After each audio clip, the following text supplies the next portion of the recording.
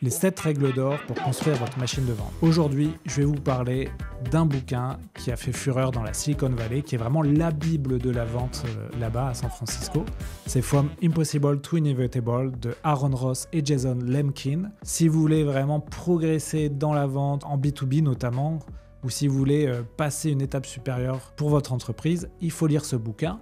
Mais dans cette vidéo, je vais vous résumer rapidement. Alors dans ce bouquin, les auteurs nous donnent des règles pour devenir une entreprise scalable et rentable, et surtout pour avoir des ventes prédictives, c'est-à-dire quand vous allez mettre ces process en place, vous saurez prédire les ventes que vous allez faire en fonction des objectifs que vous allez mettre. Donc c'est le rêve quand on fait du B2B. Donc pour écrire ce bouquin, les auteurs se sont inspirés des entreprises en hyper croissance de la Silicon Valley, comme par exemple les Salesforce, les HubSpot ou d'autres. Et je vais tout de suite vous partager ces 7 fondamentaux de la vente. Je vais utiliser des anglicismes dans cette vidéo parce que pour ne pas dénaturer les idées des auteurs. Désolé pour ceux qui n'aiment pas les anglicismes. La première règle, c'est nail your niche. Donc les auteurs expliquent que le plus important à faire quand vous lancez une activité ou quand vous êtes dans la vente B2B, c'est vraiment d'être clair sur la niche dans laquelle vous évoluez.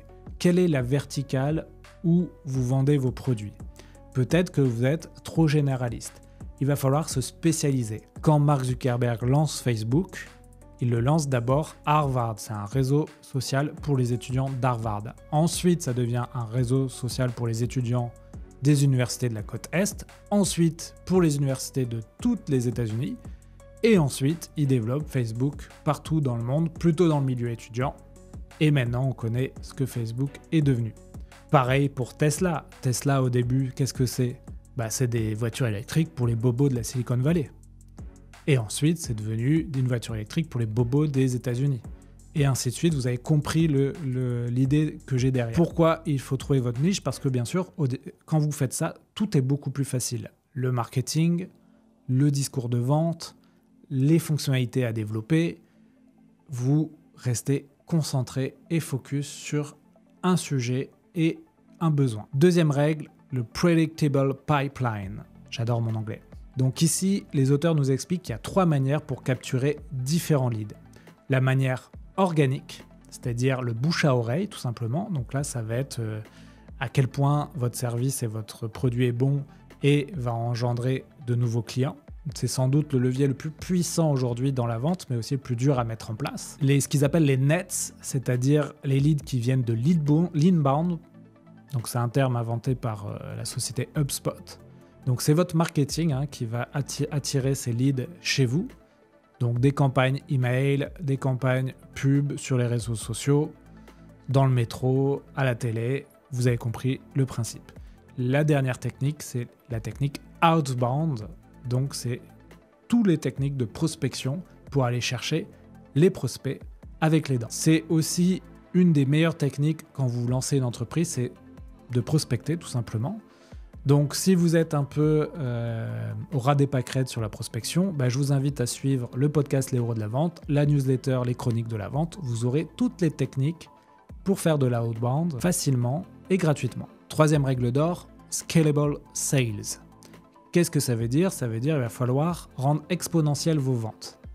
Et pour faire ça, il va falloir réussir à dupliquer vos ventes. C'est-à-dire quand vous avez vendu à 10 clients, il faut comprendre les patterns qui font que les 10 clients ont acheté. Quels sont les mots dans votre discours de vente qui ont impacté vos prospects? Quels sont les momentum que vous avez réussi à créer avec vos prospects durant les rendez-vous, etc., etc.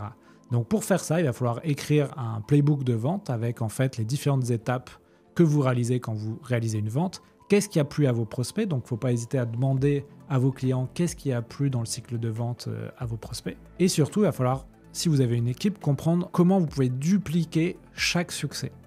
Donc pour ça, il y a des techniques simples et basiques. Vous allez enregistrer les rendez-vous et les appels de vos commerciaux et analyser ce qui fonctionne.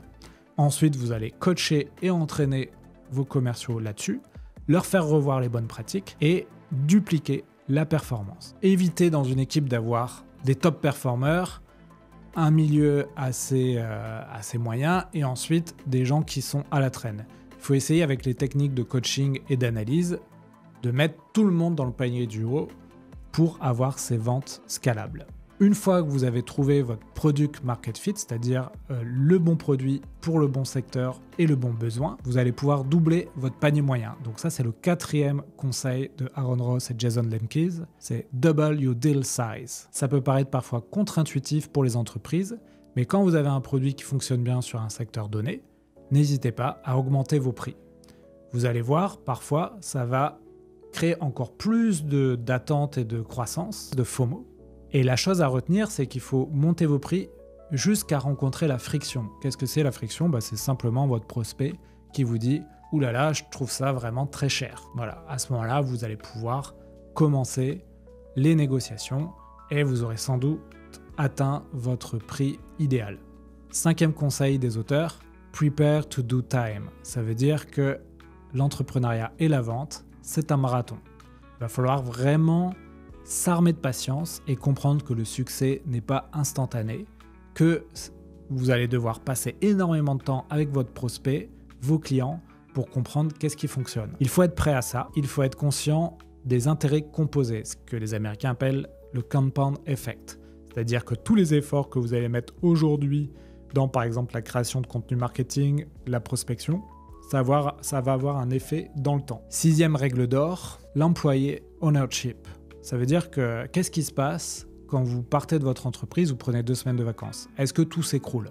Il faut absolument rendre autonomes vos équipes et les responsabiliser. Donc c'est le pouvoir de la délégation, donner de la confiance à vos équipes, formez-les, déléguez les tâches, et quand vous partez, la boîte doit tenir. 7e et dernière règle d'or, define your destiny. Alors là, les auteurs sont très positifs.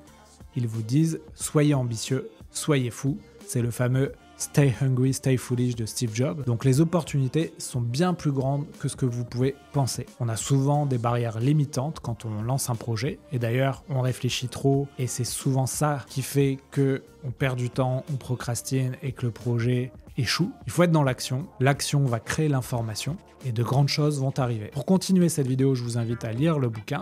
Et si l'anglais vous effraie un peu, je vous invite à vous abonner à la newsletter Les Chroniques de la Vente et à écouter le podcast Les Héros de la Vente et vous aurez tous ces conseils en français.